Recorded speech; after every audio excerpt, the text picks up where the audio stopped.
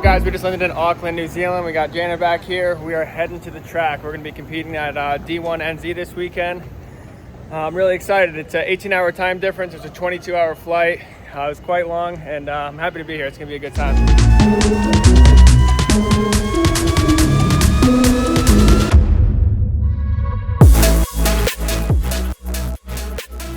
What's up, guys? We made it to Pukekohe Park. We've been hanging out with the boys all day. I know. That's what I'm talking about, dude. How's it feel? Weird? The first time driving with a sprint car filter. Even on my new car, I had to savage everything.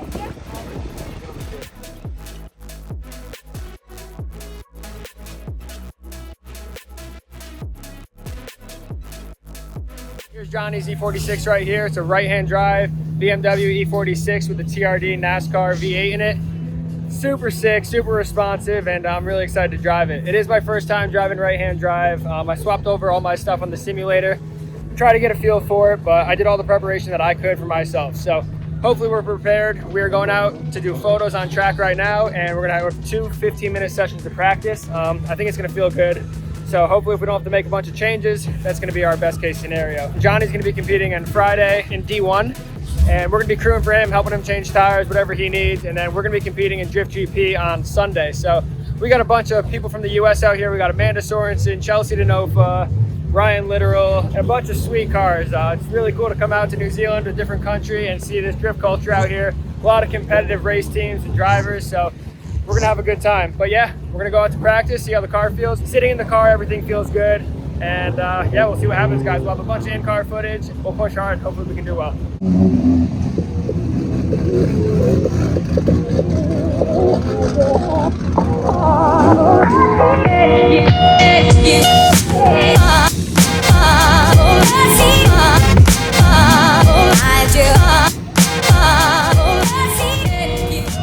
Guys, we are out on track. We're about to do pictures, and then we're going to be going out for our 15-minute session of practice for the first time. Even pulling the car out of the pits is very different. The clutch and the way the pedal feels is super light, so it's definitely something I'm going to have to get used to, but it's a badass car, and I think when we're going sideways, it's going to be awesome. So let's have some fun, guys. The lineup of cars out here is so sick. When we're going out for practice, we are in line right now.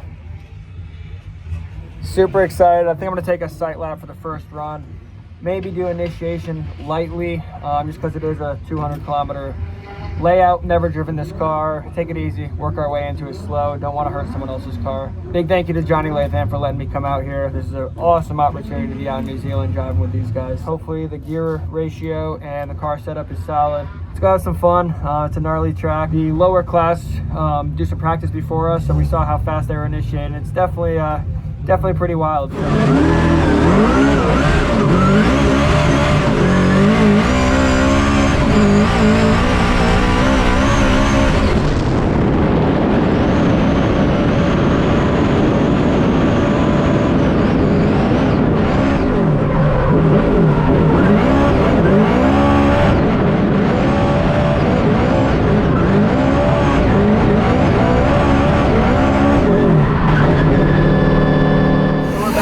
For our last practice session before qualifying tonight. It did start pouring, so it's really wet. I'm just going to try to have to figure out how fast we need to initiate and how the track feels, if there's any loose spots or any dry spots. Sun's starting to come back out.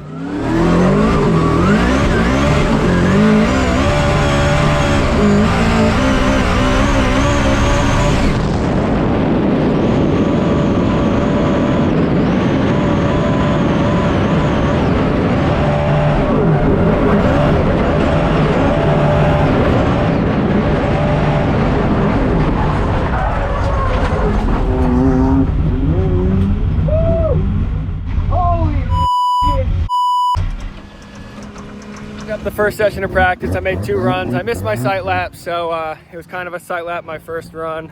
Took it easy into the first turn. Second one was a little bit better. Initiated 500 feet too early, so tomorrow we'll work on that. And we ended up losing a clutch, so the boys are replacing the clutch now. We should be ready to go tomorrow, get some more practice. And Jana said I sucked, so I'm gonna have to figure some stuff out and let my balls hang tomorrow, baby.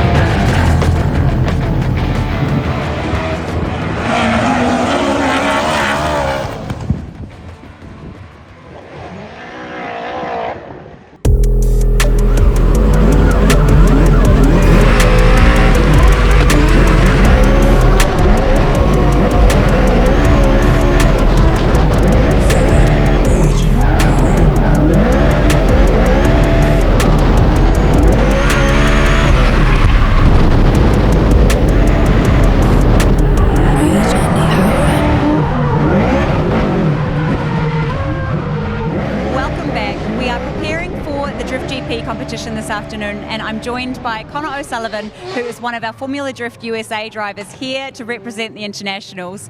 He's in a chassis he's familiar with. That's probably about the only thing that's the same. Yeah, that's about it. We're driving on the other side, so right-hand drive has been a really big challenge for us, but I tried to prepare myself the best I could at home, switching all my stuff over from the right side to the left side on my simulator. So we got a bunch of laps in at Pukekohe, and you know, it's just different being here in real life, driving this track. It's wide open, 200 kilometers. It's definitely very different from the simulator. So I'm happy to be here, though. We're having a blast.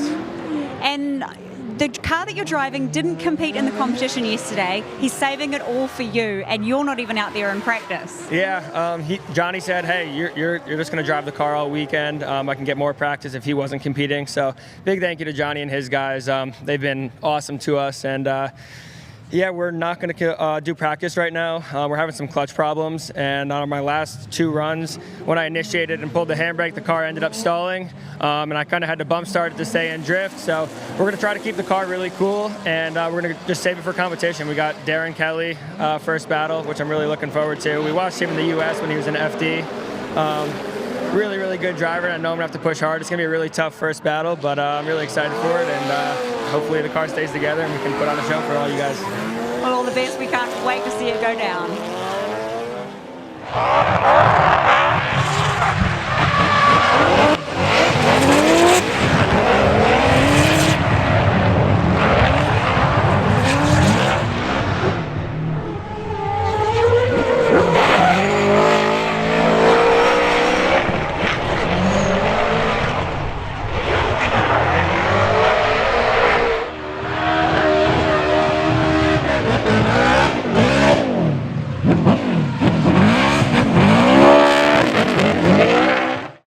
Welcome back to the D1NZ National Drifting Championship. Of course, our special event today is the Drift GP, and you are looking at one of our international visitors, Connor O'Sullivan, spinning spanners on the Johnny Lathem Uni-Control machine. He was due out on track to go head-to-head against Darren Kelly, but they're clearly making some front-end adjustments and repairs there, Tony B. Certainly not what you want at this stage of the weekend.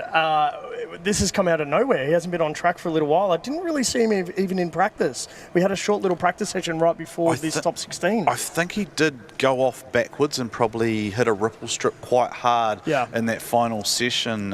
So I wonder if something maybe was loose, and then just as he came out, I don't even know if he actually went out and scrubbed and then just come back in, or if they've just gone to drive out of pits. But that looks quite significant. They're trying to replace something and knock a few circlips and stuff out, aren't they? Yeah, obviously knuckle in place, tyre rod's being worked on.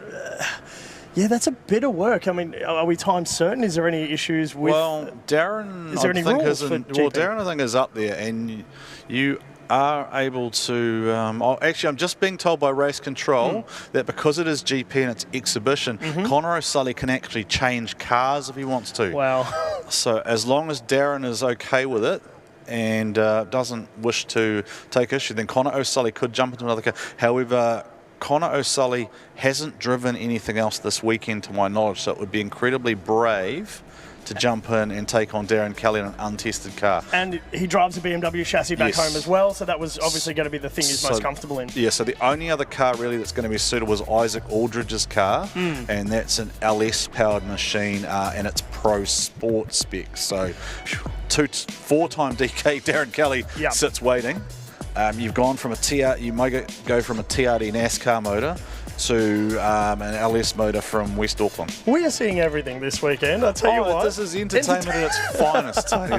You and I do this for World Time Attack, and we have just been told that the 5-minute call has been enacted, so there are 3 minutes remaining. So we're hearing power steering rack, and I don't know if it's possible to change one of those in 5 minutes. The helmet's going on. The helmet is going on. O'Sullivan and crew rushing. So are they going to beat the clock? That was a hot shoe shuffle. That was moving with intention, getting around the car to get on. Now the car is on the ground, right? So as long as the car, I think, fires, I think that means that it will comply with the 5-minute rules, They're allowed to safely transit out of pits, yes. So it looks like O'Sullivan bolting in. So we've got an eager F5000 pilot waiting, but O'Sullivan and crew, including Tiger White and co for Johnny Latham's machine, the Uni-Control BMW, looks like they've got the job done, Tony B. Incredible. absolutely incredible. And we'll hear this amazing machine fire very shortly. I figure it's just going to be how successful, hopefully, that they've got it all back together so they get a nice steering response through one. And I think I would put a caveat on it, right, in terms of he's going to bring this out, and I'd say he's going to hit the scrub box, and there is still a possibility, depending on what happens, that he could go, hey, this is not safe. Yes. To because as the international, now we did get this confirmed for us earlier, the internationals were all given the higher seeding, so to speak. Sure thing. And the international chooses whether they lead or chase in each battle. So that is, I think he's giving us good. Yeah, he's just looking for good juju. Pray to the motorsport gods. Now, what do we reckon here, Tony B? Are we going to see a full run? Because there will be a case for, is it a safety issue for O'Sully? But if he gives the thumbs up and it looks like it's okay, then I'm going to assume the clerk, of course, has also cleared it. So, as I said to you before, I reckon we just let him send it. I don't want to talk about it. I want to hear a TRD NASCAR motor sing. For our audience at home, I reckon we mic this thing up and just listen to it scream, because hot on its heels is going to be a screaming RB34 piloted by Darren Kelly. So once they get ready to go, I'm just going to shut up and let them sing. TTI scrub box looks like it's done its job. I don't see any gesturing from O'Sully, and away we go.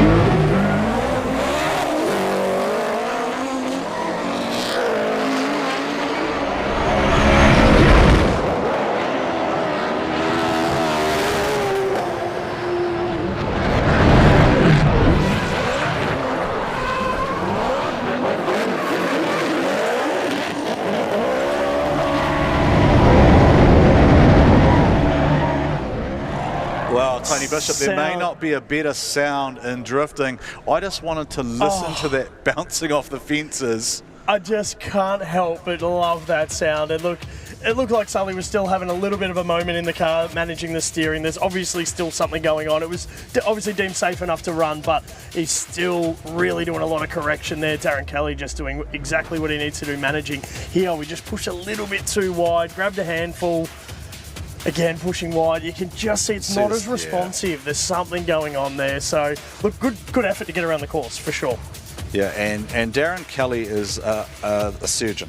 Oh, yeah. Right, he's not going to make mistakes. You know exactly what you're going to get from him each time. Once he entered, right, it's set and forget. He is locked onto you. He's a bit like one of those missiles that just tracks you and copies exactly what you do. He just fell back there. I feel like that's probably his spot, because Connor O'Sully has well overshot that zone there. So Darren will be talking to his spotters. He'll be in communication, going, okay, where do I need to push? Where do I fall back? What do I do? You can see the experienced drivers here this weekend that are coming around that inside and really just managing their proximity, because you do gain a lot of speed but gain a lot of track distance, and when you're trying to close the door running on that inside ripple, it just hung back, let Connor switch, and then obviously happy to hang back and avoid any impact. And the boys should be good to go and ready to find out who looks in for a battle with Luke Fink. So things aren't going to get any easier. Yeah, absolutely. It is all send from this moment on, for sure. Top 8 coming up very, very shortly.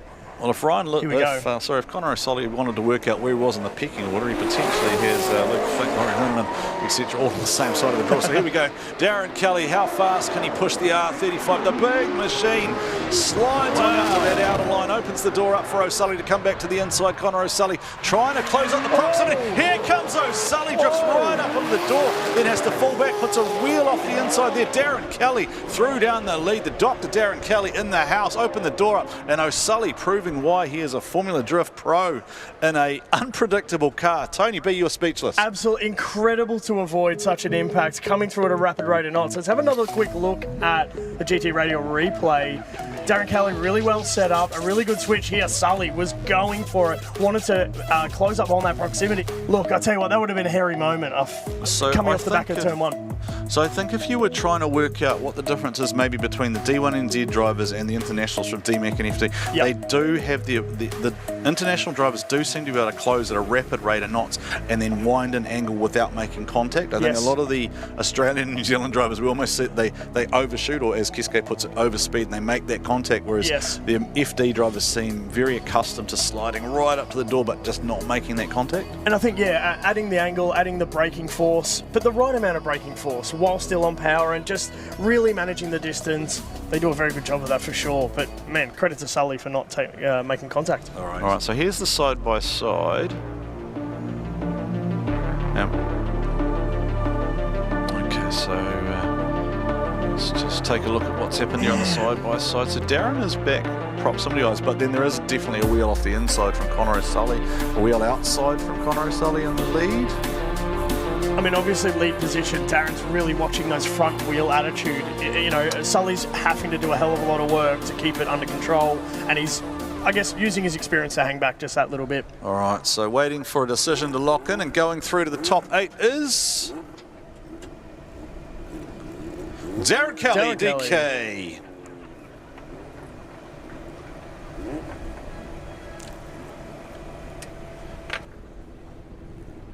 Hang on, let me turn my mic on. Old moment. You don't even look like you've been away. No, that was a lot of fun. Stoked he got out there because thought he'd ruined his steering rack just before we were going to go, and yeah, said I'd give him the time if I could. If we can make it work and get back out there, then yeah, want to be out there and driving. So yeah, stoked we got out there. Looks good, mate. Keep it going. All right, let's have a talk to Connor. Few issues on this, but the chassis is used to. But hey, man, nice to finally meet you. Actually, I haven't seen you all weekend, buddy.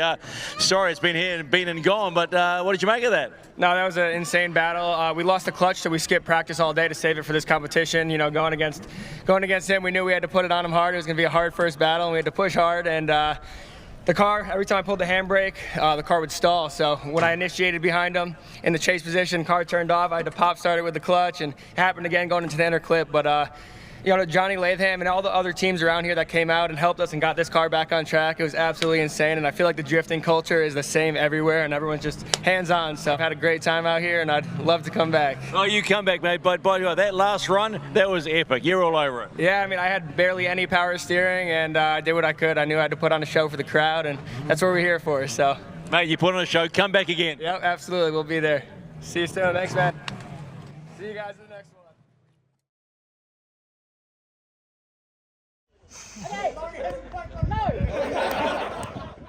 All right, guys, that is a wrap at D1NZ. Johnny right here, can't thank Johnny and Eva enough.